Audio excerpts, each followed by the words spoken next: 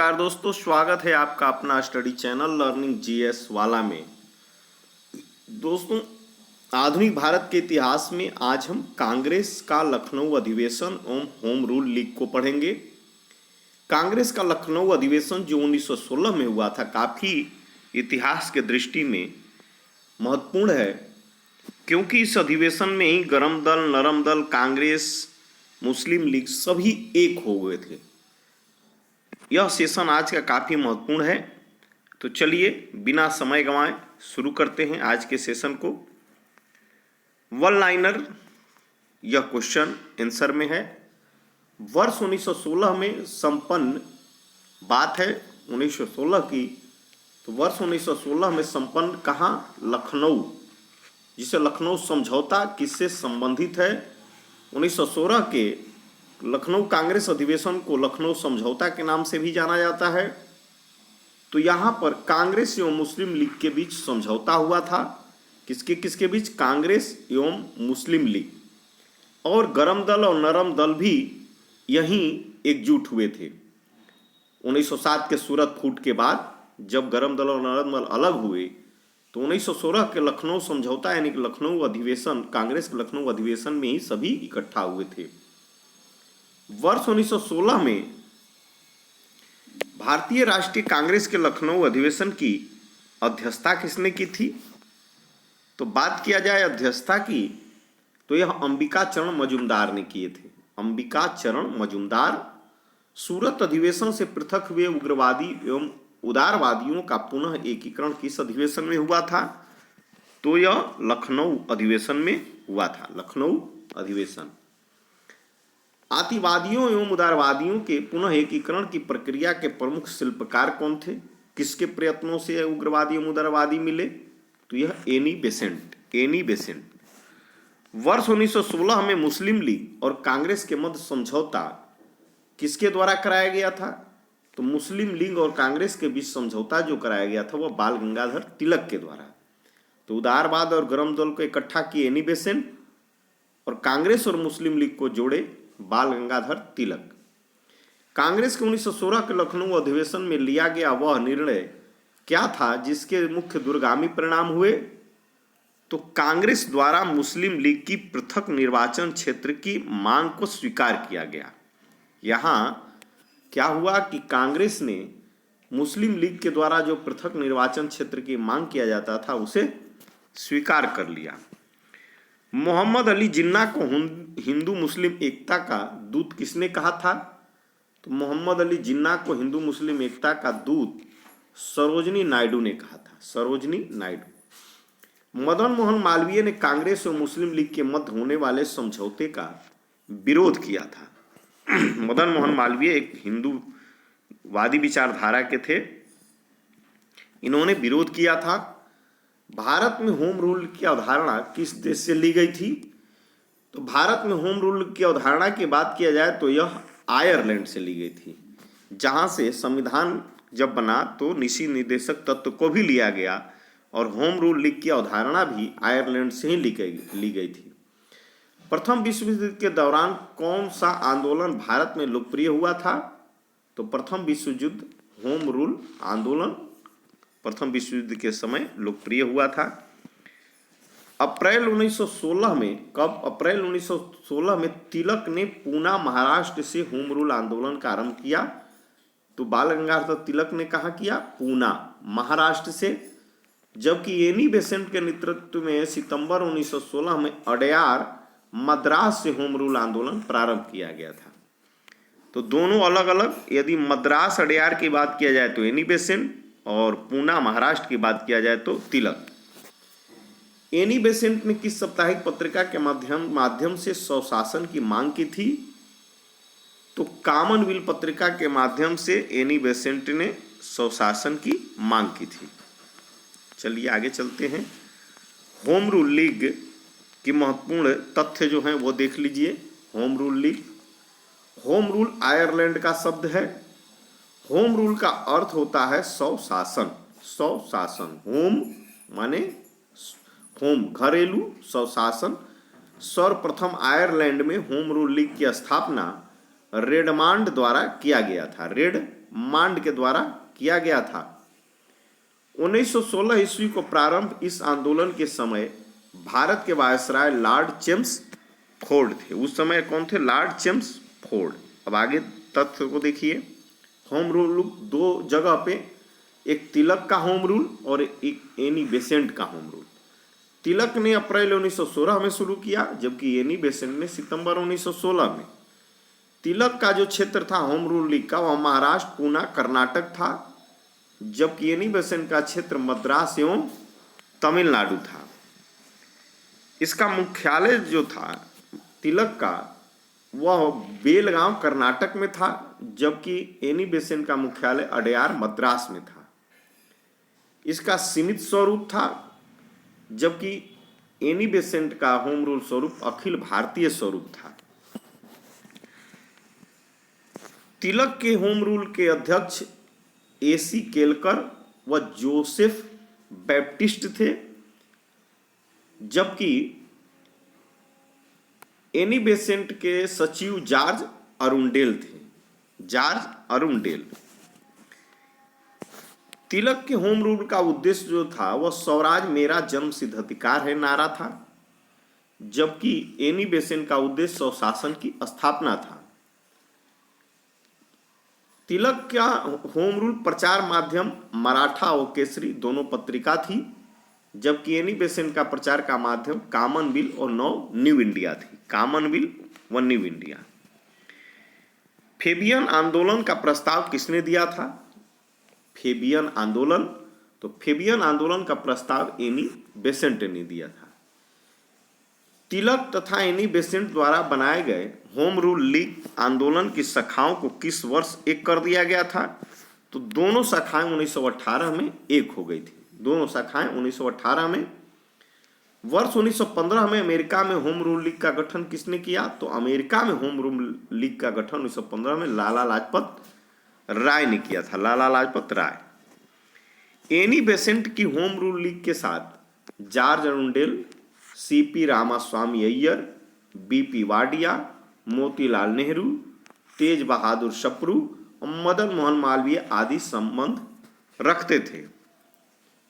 चलिए एक कोटेशन ये देखिए क्या है। 2 जनवरी 1916 को लंदन में भारतीय होम रूल की स्थापना की गई।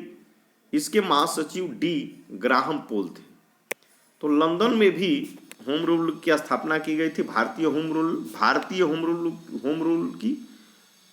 तो 2 जनवरी 1916 को इसके महासचिव डॉक्टर ग्राहम पोल थे। यहां से देखिए अब दूसरा चैप्टर ट्रेड यूनियन एवं साम्यवादी दल, जहां से कि एक प्रश्न प्रत्येक एग्जाम में देखने को मिल जाते हैं ट्रेड यूनियन से और साम्यवादी दल से। तो चलिए इसको भी कंप्लीट करते हैं। वर्ष 1890 में गठित भारत का प्रथम मजदूर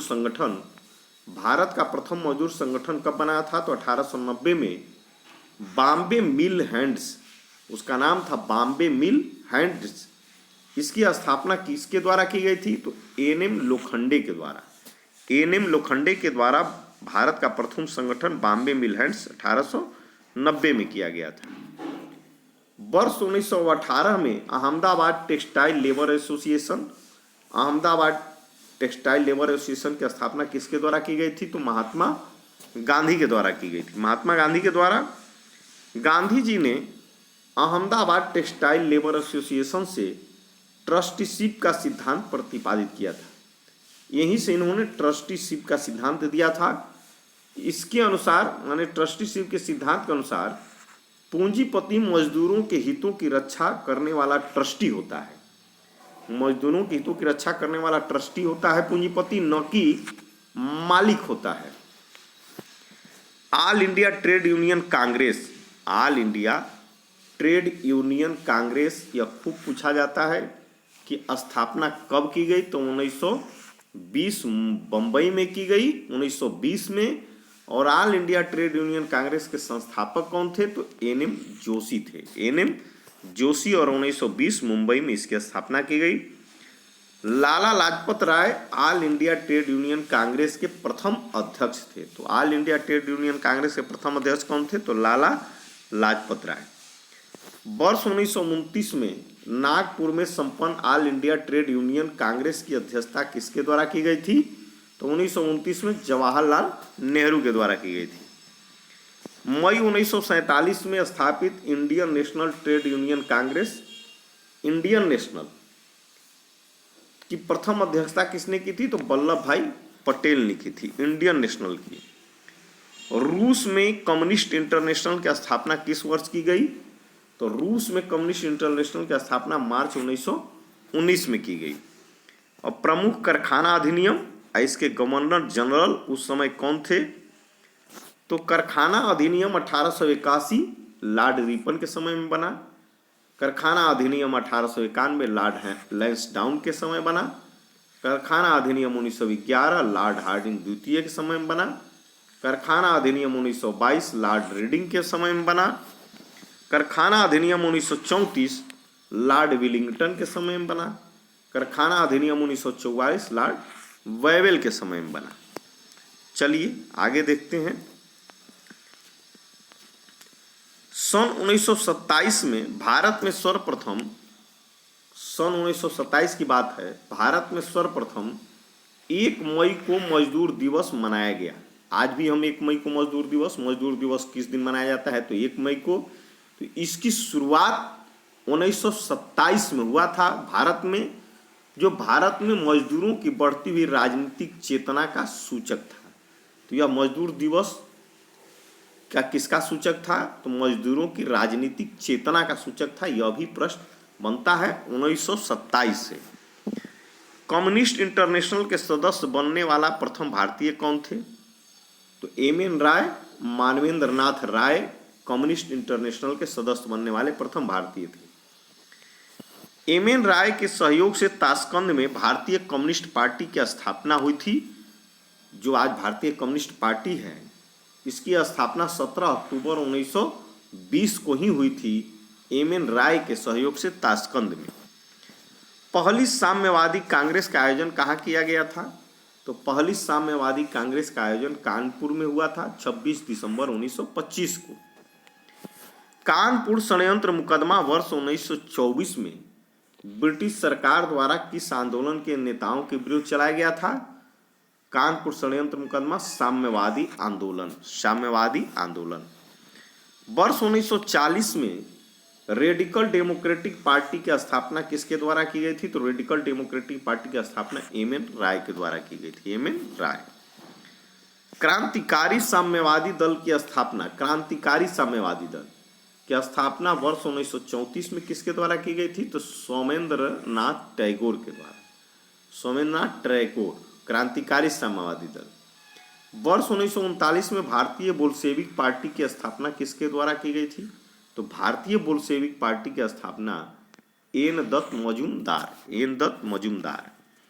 ब्रिटिश भारत में गठित महत्वपूर्ण आयोग, तो आयोग किस वर्ष बना? उस समय गवर्नर जनरल के थे। और संबंध किससे थे? यह तो इतना इंपॉर्टेंट है कि यहाँ से प्रश्न पूछता है। तो फ्रेजर आयोग बना था 1902 में। लॉर्ड कर्जन उस समय यहाँ वायसराय थे। पुलिस सुधार के लिए फ्रेजर आयोग बना था। हंटर आयोग 1919 में बना था लॉर्ड चेम्सफोर्ड के समय में। पंजाब में अशांति हुई थी, जो जालियांवाला बाग हत्याकांड हुआ था, उसी के लिए हंटर आयोग बना था। बटलर आयोग 1927 में बना था लॉर्ड इरविन के टाइम में, भारतीय रियासतों के साथ संबंध बनाने के लिए। लिनलिथिगो आयोग, तो लिनलिथिगो आयोग बना था 1928 में लॉर्ड इरविन के समय में, भूमि सुधार से संबंधित है। मैक्सवेल ब्लूमफील्ड आयोग 1928 में बना लॉर्ड इरविन के टाइम में, बारदोली में लगान वृद्धि की जांच के लिए। विट्ठल आयोग 1929 में बना था। विट्ठल आयोग 1929 में लॉर्ड इरविन के समय में श्रम से संबंधित है। सप्रू आयोग 1935 में बना था लॉर्ड विलिंगटन के टाइम में, बेरोजगारी से संबंधित है। जबकि क्लाइड आयोग 1940 में बना था लिनलिथिगो के समय में, तेभागा आंदोलन से संबंधित है क्लाइड आयोग। चलिए एक कोटेशन है, देखते हैं क्या है ये। भारत में औद्योगिक कार्यशालाओं व बगीचों में श्रम की स्थिति में सुधार हेतु ह्यूटलर आयोग का गठन किया गया था। तो ह्यूटलर आयोग का गठन क्यों किया गया था? तो ये जो किया गया था औद्योगिक कार्यशालाओं और बगीचों में श्रम की स्थिति में सुधार हेतु। तो दोस्तों आज का यह एक महत्वपूर्ण सेशन आज समाप्त होता है। वीडियो पसंद आया है तो लाइक करें, कमेंट करें, दोस्तों में शेयर करें और चैनल को सब्सक्राइब करके बेल आइकन को दबा दें ताकि इस तरह के महत्वपूर्ण जीके जीएस का वीडियो आपको प्राप्त होता रहे। धन्यवाद, थैंक यू।